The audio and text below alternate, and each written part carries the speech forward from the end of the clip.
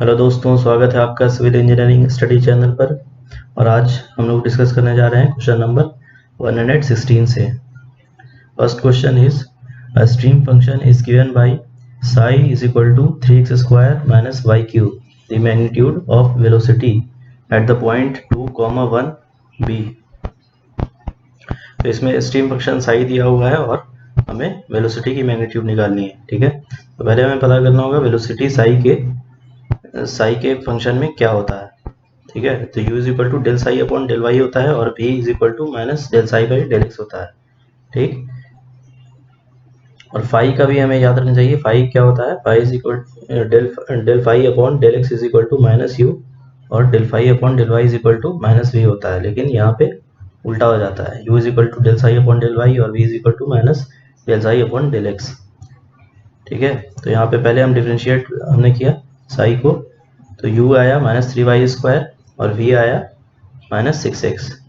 ठीक है, u की x की वैल्यू हमने रखी 2 और y की वैल्यू 1, तो हमारा वेलोसिटी आ गया माइनस 3i कैप और माइनस 12j कैप। ठीक है, मैग्नीट्यूड निकालने के लिए माइनस 3 का स्क्वायर प्लस माइनस 12 का स्क्वायर, आंसर आता है 12.37 यानी p। ठीक है, next question is in a free vertex velocity decreases with radius, increases with radius, is constant या फिर नन ऑफ द अबव। जैसा हमने क्वेश्चन 102 में पहले डिस्कस कर लिया है कि फ्री वर्टेक्स में जो वेलोसिटी होती है वो इनवर्सली प्रोपोर्शनल टू रेडियस होती है। ठीक है, फ्री वर्टेक्स क्या होता है? जो नेचुरल वर्टेक्स भी जिसे बोलते हैं, जिसमें कोई भी एक्सटर्नल टॉर्क वेलोसिटी पे फ्लूइड पे एक्ट नहीं कर रहा होता है, उस केस में जो वेलोसिटी होती है वो इनवर्सली प्रोपोर्शनल टू रेडियस होती है। ठीक है, और फोर्स वॉर्टेक्स में क्या होता था? फोर्स वॉर्टेक्स में एक्सटर्नल टॉर्क ऐड कर रहा होता है फ्लूइड पार्टिकल पर और उसमें इंक्रीज विथ रेडियस होता है velocity. Next question is the concept of boundary layer was first introduced by Newton, Reynold, Prandtl या फिर कटर। बाउंड्री लेयर जो फ्लूइड मैकेनिक्स में हम डील करते हैं वो सबसे पहले इंट्रोड्यूस किया गया था प्रेंटेल के द्वारा। ठीक है, तो आंसर होगा सी। Next question is if the velocity distribution is rectangular, the kinetic energy correction is greater than 0, equal to 0, greater than unity और equal to unity। ठीक है, इसमें दिया हुआ वेलोसिटी डिस्ट्रीब्यूशन रेक्टेंगुलर है, मतलब यूनिफॉर्म है। वेलोसिटी का डिस्ट्रीब्यूशन यूनिफॉर्म है। ठीक है, तो काइनेटिक एनर्जी करेक्शन फैक्टर की वैल्यू क्या हो जाएगी? अल्फा की वैल्यू 1 हो जाएगी। काइनेटिक एनर्जी करेक्शन फैक्टर हम तब लगाते हैं जब वेलोसिटी जो है यूनिफॉर्म नहीं होती है। Velocity distribution is not rectangular और नॉट यूनिफॉर्म। यहाँ पे अल्फा की वैल्यू 1 हो जाएगी क्योंकि distribution is rectangular. Next question is piezometric head is the sum of elevation and kinetic energy head, elevation and pressure head, kinetic energy and pressure head या फिर only pressure head. तो पीजोमेट्रिक क्या होता है? Piezometric head is the sum of elevation head और pressure head का sum होता है, मतलब P by rho ji plus H का सम होता है। ठीक है, टोटल हेड कहीं पर भी किसका सम होता है? P by rho ji plus h plus we square by two g. P by rho g क्या होता है? प्रेशर हेड, एच क्या है? डेटम या फिर रेफरेंस हेड और V square by two G velocity या फिर डायनेमिक हेड। ये हम आगे भी देखने वाले हैं अभी। तो आंसर हो जाएगा इसका क्या? B, elevation and pressure head. Elevation head क्या है? एच, जो कि डेटम या फिर रेफरेंस हेड भी बोलते हैं।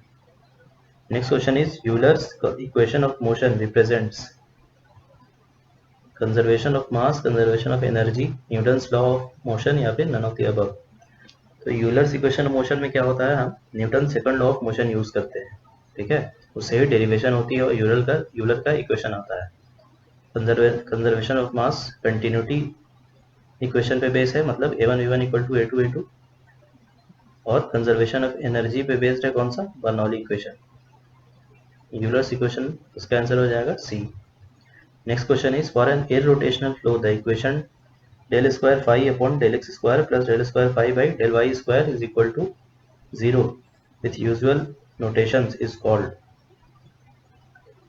इसका आंसर हो जाएगा लैप्लास इक्वेशन, डी। ठीक है,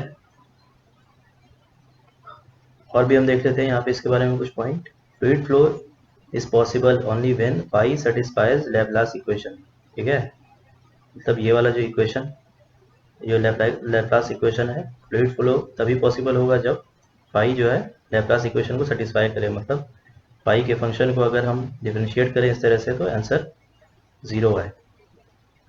and pi exist only when flow is irrotational. ठीक है, और एक और बात हमें ध्यान रखना, पाई जो है ये पोटेंशियल फंक्शन इसे बोलते हैं। पाई तभी एग्जिस्ट करेगा जब फ्लो हमारा कैसा होगा, इरोटेशनल। ठीक है, मतलब हमारा जो फ्लूइड पार्टिकल होगा वो रोटेट नहीं कर रहा होगा कहीं पर भी। ठीक है, तभी पाई एग्जिस्ट करता है। इस क्वेश्चन का आंसर हो जाएगा D. Next question is a velocity at which the laminar flow stops is known as. Laminar flow जहाँ पे स्टॉप हो जाता है, ठीक है, उसको क्या बोलते हैं, उसको बोलते हैं lower critical velocity. Lower critical velocity, तो पहले लैमिनार फ्लो होता है, उसके बाद अगर डिस्टर्बेंस ज़्यादा हो फ्लो में तो फिर ट्रांजिशन फ्लो बोलते हैं, और फिर मैक्सिमम डिस्टर्बेंस पे हम टर्बुलेंट फ्लो बोलते हैं। ठीक है, जैसा भी हम आगे देखने वाले हैं। तो जहाँ पे लैमिनार से ट्रांजिशन में जा रहा होगा फ्लूइड का नेचर, तो वहाँ पे जो वेलोसिटी होगी उसे क्या बोलेंगे, लोअर क्रिटिकल वेलोसिटी। ठीक है, आर इज इक्वल टू 2000 पे लैमिनार, लेस देन 2000 पे लैमिनार होता है, और ग्रेटर देन 4000 पे हमारा टर्बुलेंट होता है पाइप फ्लो में। यहाँ पे हमारा आंसर हो जाएगा ए। हायर क्रिटिकल वेलोसिटी क्या होता है, जब वेलोसिटी जो है हमारा, जब रेनॉल्ड्स नंबर हमारा 2800 होगा। ठीक है, मतलब जो नेचर होगा वो टर्बुलेंस की तरफ शिफ्ट हो रहा होगा। टर्बुलेंस फ्लो जहाँ पे स्टार्ट हो रहा होगा वहाँ पे हायर क्रिटिकल वेलोसिटी, उस वेलोसिटी को बोलेंगे। Next question is Bernoulli's equation is applicable to. Bernoulli equation कहाँ कहाँ पे एप्लीकेबल है। पहले बर्नौली इक्वेशन होता क्या है, तो P plus rho G Z plus half rho V square is equal to constant. ठीक है, या फिर अगर हम डेटम के एस्पेक्ट में समझे, मतलब मीटर्स के रेस्पेक्ट में समझे, तो P by rho ji plus H plus we square by 2G। ठीक है, हेड के रेस्पेक्ट में समझेंगे तो ऊपर वाला जो था अभी हमने पहले पढ़ा था उसका सम बर्नौली इक्वेशन रिप्रेजेंट करता है। तो बर्नौली इक्वेशन यहाँ पे सभी में एप्लीकेबल होगा, वेंचुरी मीटर हो जाए, ओरिफिस मीटर हो जाए, या फिर पिटॉट ट्यूब हो जाए। ठीक है, तो आंसर हो जाएगा D, all of the above. Venturi meter हमने पहले देख लिया है। ओरिफिस मीटर में क्या होता है, डिस्चार्ज मेजर होता है, और पिटॉट ट्यूब में वेलोसिटी मेजर होता है। Next question is the flow in a pipe is neither laminar nor turbulent when the Reynolds number is less than 2000, between 2000 to 2800, more than 2800, या फिर none of the above। ये तो जैसा कि हम जानते हैं पाइप फ्लो में रेनॉल्ड्स नंबर अगर लेस देन 2000 होगा तो फ्लो लैमिनार होगा, ग्रेटर देन 4000 होगा तो फिर टर्बुलेंट फ्लो होगा। ठीक है, लेकिन कहीं किसी किसी बुक में 2000 से 2800 का रेंज भी मेंशन किया हुआ है।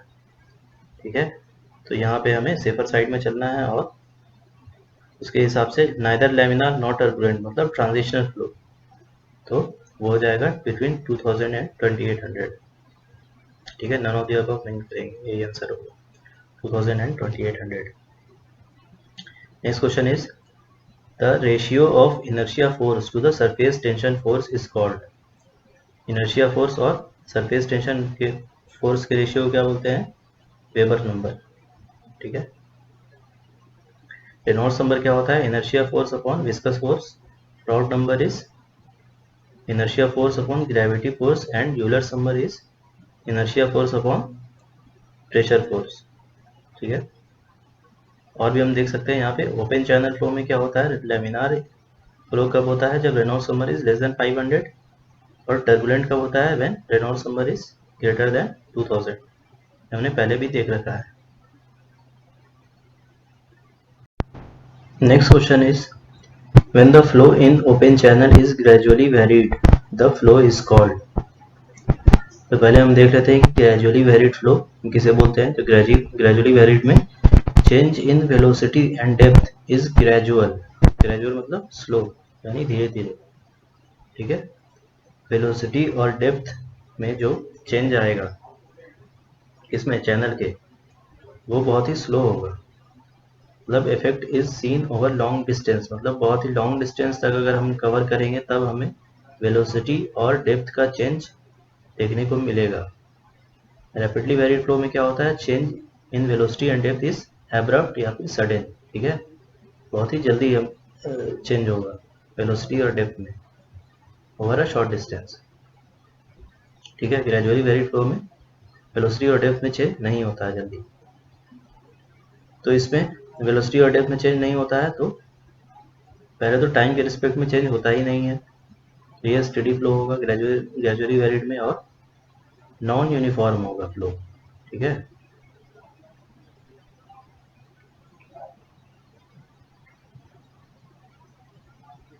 आंसर होगा P. Next question is the discharge through a trapezoidal channel is maximum when. Discharge through a trapezoidal channel, trapezoidal channel है उसमें डिस्चार्ज कब मैक्सिमम होगा, ठीक है। तो ये एक इकोनॉमिकल सेक्शन या फिर एफिशिएंट चैनल सेक्शन का एग्जांपल है।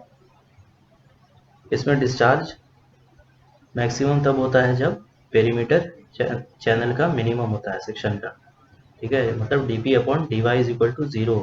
उस ऐसे डिफ्रेंशिएट करके हम सभी अलग तरह के सेक्शन का कंडीशन निकालते हैं, जैसे कि ट्रेपेजॉइडल चैनल हो गया, रेक्टेंगुलर चैनल हो गया, ट्रायंगुलर चैनल हो गया, इन सब का हम कंडीशन निकालते हैं।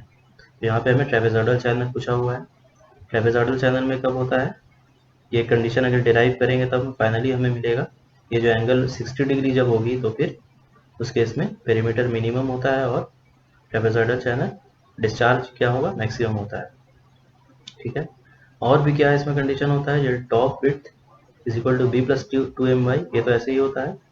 और जो इसका मेन कंडीशन होता है top width is equal to sum of length of side slope, ठीक है। ये जो टॉप विड्थ होगी ये दोनों ही साइड स्लोप का जो लेंथ होगा, ये वाला और ये वाला, इन दोनों के सम के बराबर होगा टॉप विड्थ। तो आंसर हो जाएगा D, the sloping side is equal to the width at the bottom. ये वाला कंडीशन क्या है, ये जो स्लोपिंग साइड है ये विड्थ एट बॉटम के बराबर हो जाएगा, मतलब यहाँ पे।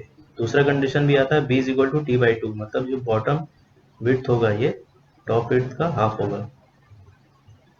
अगर इन दोनों कंडीशन को रिलेट करें तो फिर हमें क्या आ जाता है, जो साइड स्लोप बॉटम विड्थ और ये दोनों साइड स्लोप जो सभी टी बाई टू के इक्वल होगा, या फिर कहें ये तीनों साइड का लेंथ इक्वल होगा, तो आंसर हो जाएगा हमारा D. Next question is the discharge through a channel of rectangular section will be maximum. पहले क्या था, ट्रेपेजॉइडल सेक्शन, अब क्या है हमारा रेक्टेंगुलर सेक्शन। तो इसमें फिर से हम वही करते हैं, पेरीमीटर निकाल करके y के रिस्पेक्ट में हम 0 कर देते हैं। आंसर हमारा फाइनली हमें जो कंडीशन मिलता है वो क्या होता है, b is equal to 2 times of y। ऐसे में क्या होता है, जो हमारा चैनल होगा वो मोस्ट इकोनॉमिकल या फिर मोस्ट एफिशिएंट चैनल बोल सकते हैं।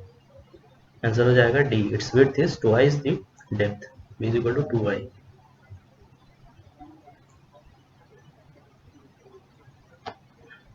Next question,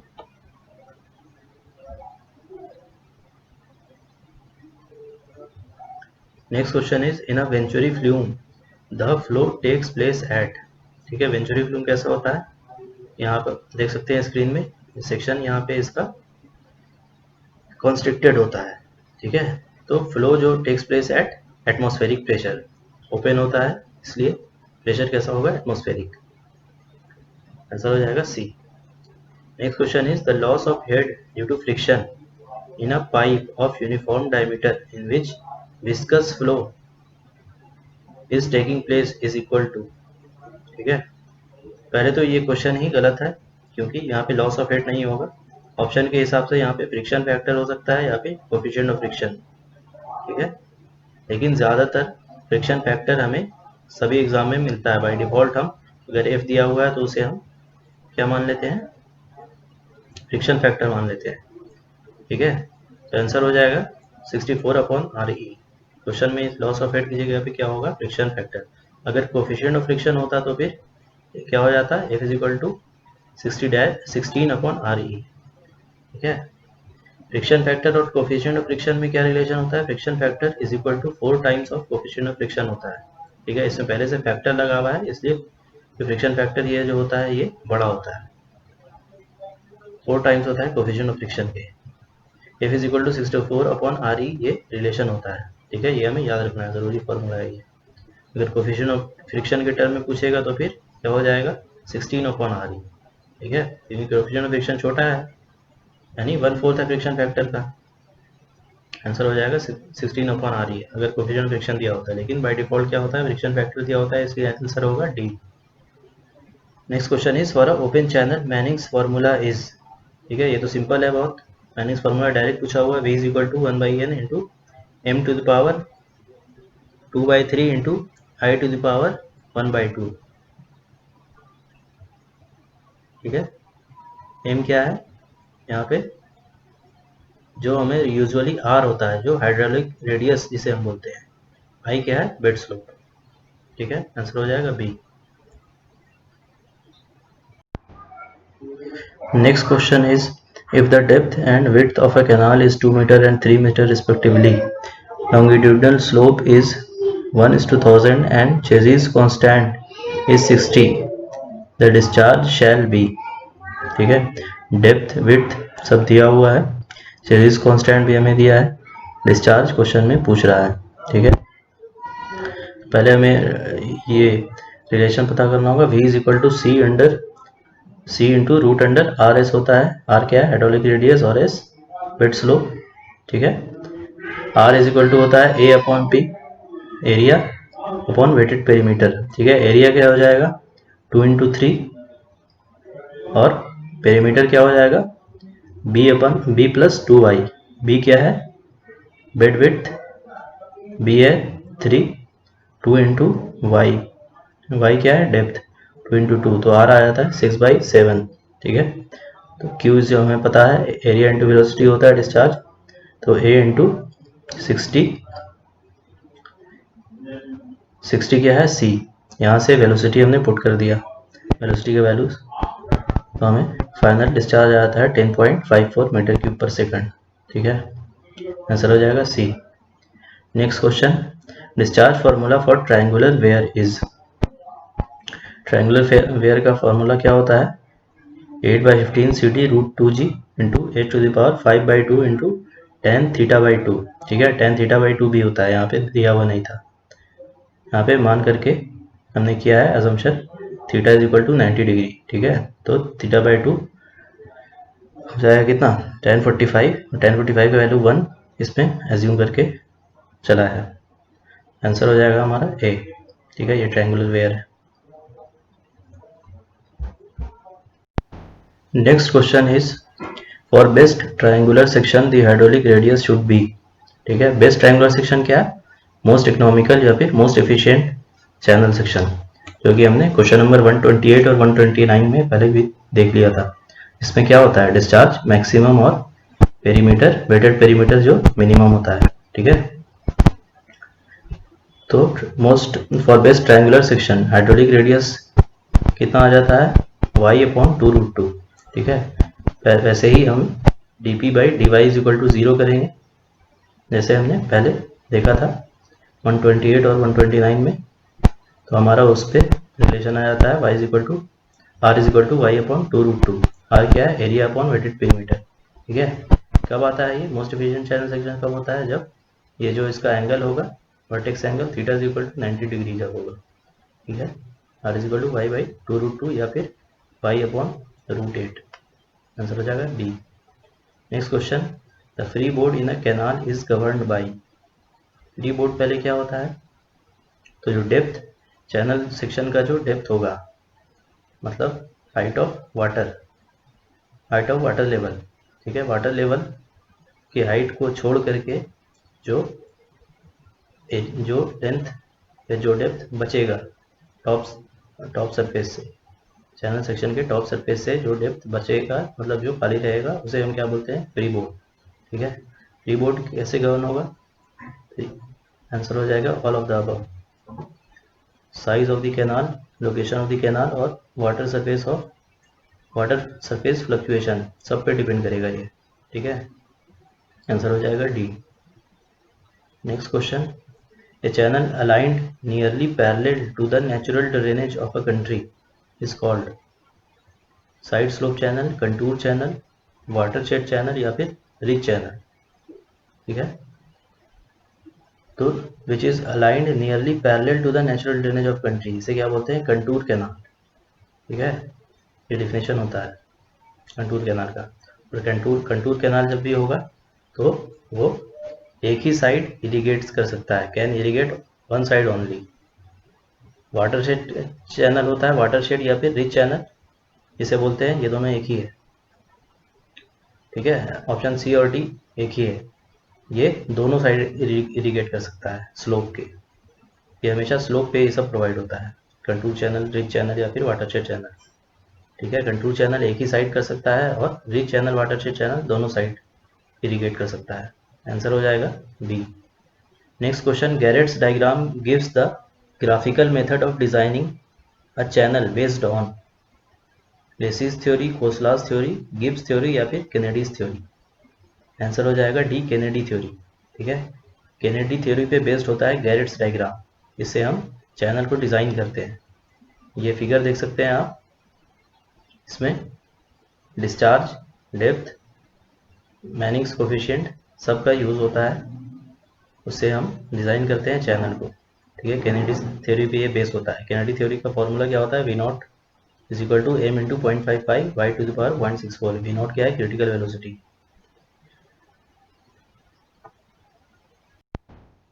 Next question, for diversion of flood water of rivers, the type of canal constructed is for diversion of flood water of rivers. Flood water को divert करने के लिए, ठीक है, हम किस टाइप का कैनाल यूज करते हैं। आंसर हो जाएगा इनंडेशन कैनाल। इनंडेशन कैनाल का डिफिनेशन क्या होता है, receive water when the river is high enough specially when in flood, ठीक है। इनंडेशन कैनाल में हम तभी यूज़ करते हैं जब, या इसका यूज़ तभी होता है जब रिवर में जो है वाटर के लेवल बहुत हाई हो जाता है, तब वाटर जो है कैनाल में फ्लो कर जाता है इस इनंडेशन कैनाल में, ठीक है। ये कब होता है, स्पेशली व्हेन फ्लड कंडीशन जब आता है तब, ठीक है। पेरिनियल कैनाल वो होता है जो जिसमें साल भर पानी रहता है, through out the year. Rich canal पहले हमने देख लिया है, आंसर हो जाएगा इसका सी। Next question is, the ratio between the area of a crop irrigated and the quantity of water required per entire period of growth is known as, ठीक है। ये क्या हो जाएगा, आंसर हो जाएगा ड्यूटी, ठीक है। ड्यूटी क्या होता है, duty is defined as area by discharge या फिर Q is equal to A by D से हम कह सकते हैं, एरिया ऑफ क्रॉप और वाटर रिक्वायर्ड यानी A बाई Q का रेशियो, ठीक है। यहाँ पे D अगर इधर आ जाएगा, क्रॉस मल्टीप्लाई करेंगे तो A नीचे आ जाएगा, इस तरह से ये रेशियो क्या हो जाएगा, ड्यूटी का, ठीक है। क्रॉप पीरियड क्या होता है, क्रॉप पीरियड और बेस पीरियड, इसे देख लेते हैं पहले। यहाँ पे दिखाया है, ये जो क्रॉप पीरियड क्या होता है, the time interval from sowing to harvesting of crop is called crop period, ठीक है।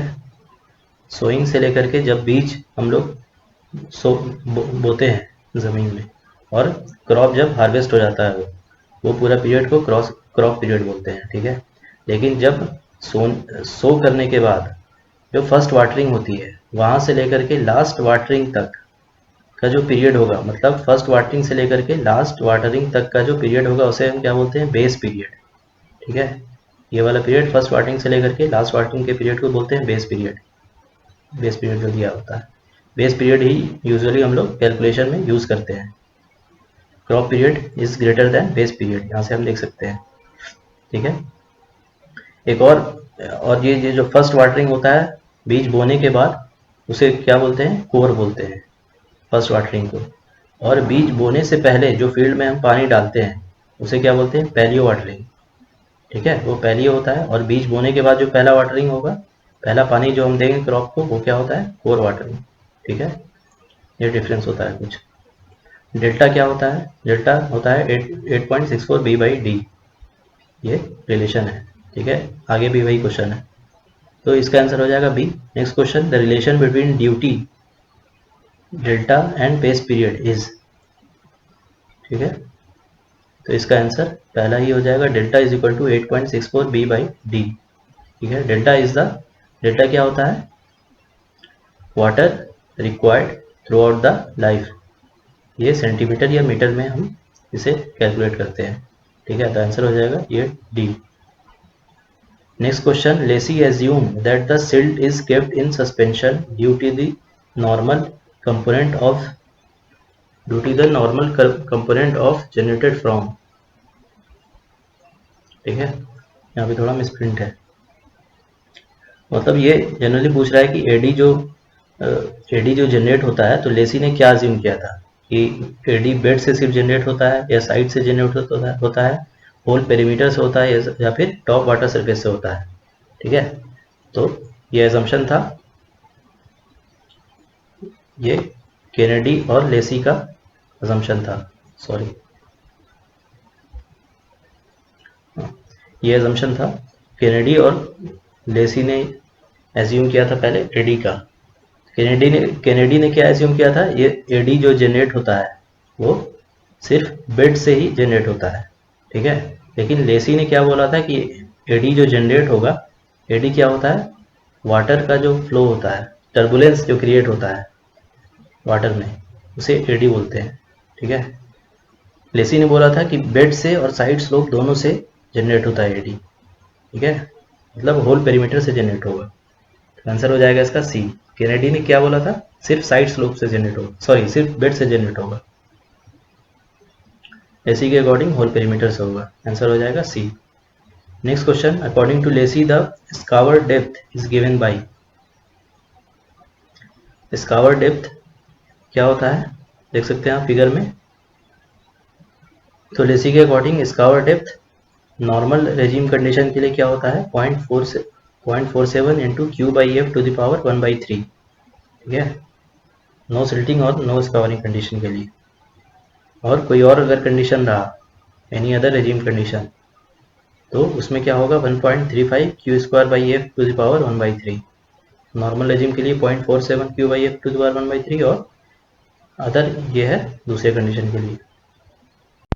Next question is, the height of the dowel above the road level should not be more than 10 centimetre, 20 centimetre, 30 centimetre या फिर 40 centimetre. तो dowel क्या होता है, figure में आप देख सकते हैं। ठीक है, तो डॉवेल का इसका जो स्पेसिफिकेशन होता है वो 30 सेंटीमीटर होगा, मतलब डॉवेल का जो हाइट होगा वो रोड लेवल से 30 सेंटीमीटर से ज़्यादा ऊपर नहीं होना चाहिए। ठीक है, आंसर हो जाएगा C. Next question, if V naught is the critical velocity of a channel, its silt transportation power according to Kennedy is proportional to. ठीक है, क्रिटिकल वेलोसिटी क्या है, वी नॉट, केनेडी के अकॉर्डिंग सिल्ट ट्रांसपोर्टेशन पावर ये किसके proportional होता है, V naught to the power 5/2, answer D. ठीक है, next question, Lacey's regime velocity is proportional to. Lacey का रेजिम वेलोसिटी जो होता है वो किसके प्रोपोर्शनल होता है, r to the power 3/4 s to the power 1/3 होता है। ठीक है, आंसर होगा C. Lacey's non regime flow equation के अकॉर्डिंग क्या होता है, r to the power 3/4 s to the power 1/2 की प्रोपोर्शनल होता है, लेकिन रेजिम वेलोसिटी में s का पावर क्या होता है, 1/3। ठीक है, s क्या है, बेड स्लोप, आंसर हो जाएगा C. Next question number 47, if the irrigation efficiency is 80%, conveyance loss 20% and the actual depth is 16 centimeter, actual depth of water is 16 centimeter, the depth of water required at the canal outlet is। ठीक है, canal outlet में मतलब जहाँ से canal से जो water आ रहा है फील्ड में, वहाँ पे हमें कितने वाटर की रिक्वायरमेंट होगी, फील्ड में कितना वाटर आ रहा है, 16 सेंटीमीटर। ठीक है, इरिगेशन एफिशिएंसी 80% दिया हुआ है, लॉस कितना हो रहा है कन्वेंस लॉस जो कैनाल से हो रहा है वो 20% है, ठीक है। तो कैसे कैलकुलेट करेंगे, पहले हम कन्वेंस लॉस देख रहे हैं, वो 20% दिया हुआ है, मतलब वाटर जो है 20% लॉस हो जा रहा है, कैनाल से जितना भी पानी आएगा उसका 20% लॉस हो जाएगा, तो पहुंचेगा कितना, 80% पानी कैनाल से, ठीक है। रीच वाटर 80% पानी पहुंचेगा। और क्या दिया हुआ है, इरिगेशन एफिशिएंसी 80% है, ठीक है। इरिगेशन एफिशिएंसी 80% है, मतलब जितना वाटर फील्ड से पहले पहुंचेगा उसमें उसका 80% ही इरिगेट हो सकेगा, इरिगेशन में यूज़ होगा, ठीक है। जितना वाटर आएगा उसका 80% ही यूज़ हो पाएगा। तो सॉल्यूशन क्या होगा, और फाइनल जो यूज़ हो रहा है वाटर कितना है, 16 सेंटीमीटर। तो कैसे करेंगे, 80% ऑफ 80% ऑफ एक्स, एक्स क्या है, जो कैनाल से पानी आ रहा है, 80% ऑफ एक्स पहले ही लॉस हो गया है, 80% वाटर कैनाल से पहुंच रहा है और उसका भी 80% ही यूज़ हो पा रहा है फील्ड में, ठीक है। ये वाला 80% ये है, और ये 80% जो पानी पहुंच रहा है कैनाल से, ये वाला, ठीक है। तो 80% of 80% of X is equal to 16 हो जाएगा, आंसर आ जाएगा X is equal to 25 centimetre, ठीक है। 25 सेंटीमीटर पानी हमें कैनाल से चाहिए, 25 सेंटीमीटर डेप्थ, ठीक है। आंसर हो जाएगा D. Next question, the outlet discharge for a particular crop is given bye, outlet discharge किसी क्रॉप का क्या होता है, एरिया अपॉन आउटलेट फैक्टर, या outlet factor upon area, area into outlet factor, या फिर नन ऑफ दिस। तो पहले देख लेते हैं आउटलेट फैक्टर क्या होता है। आउटलेट फैक्टर बेसिकली ड्यूटी का होता है, कहाँ पे ड्यूटी होता है, जब ड्यूटी हमने पहले भी देखा था, हेक्टेयर पर क्यूबिक होता है, जिसके इसका यूनिट ड्यूटी का मतलब कितना हेक्टेयर लैंड हम इरिगेट कर सकते हैं 1 मीटर क्यूब पर सेकंड डिस्चार्ज से, ठीक है, उसे ड्यूटी बोलते हैं।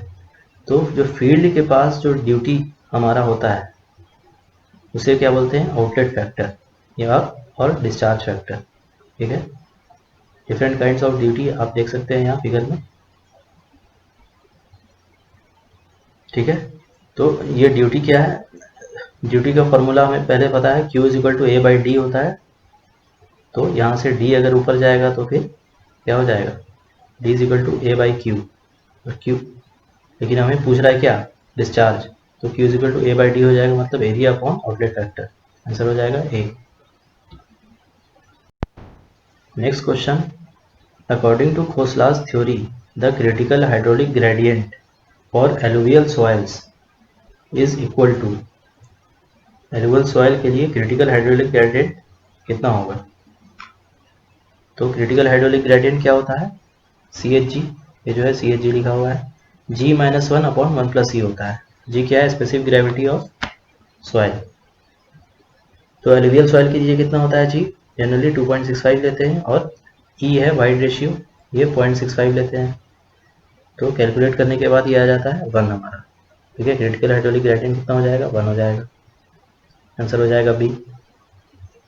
Next question, according to Khosla's theory the undermining of the floor starts from, ठीक है। अंडरमाइनिंग मतलब यहाँ पे क्या कह सकते हैं,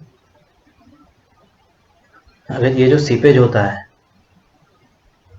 डैम में, अगर हम कंसिडर करें तो डैम का पानी यहाँ पे स्टोर हो रहा है, और ये डैम अगर मान लें इसको, तो डैम के जो टेल एंड, डैम का जो टेल एंड होता है या फिर डाउन स्ट्रीम एंड का है, वहाँ से हमारा पाइपिंग या फिर अंडरमाइनिंग जो भी है, सैंड से क्या बोलते हैं, क्विक सैंड कंडीशन जो होता है जनरली, क्विक सैंड कंडीशन यहाँ पे डेवलप हो जाता है, कहाँ पे, टेल एंड कंडीशन पे, ठीक है।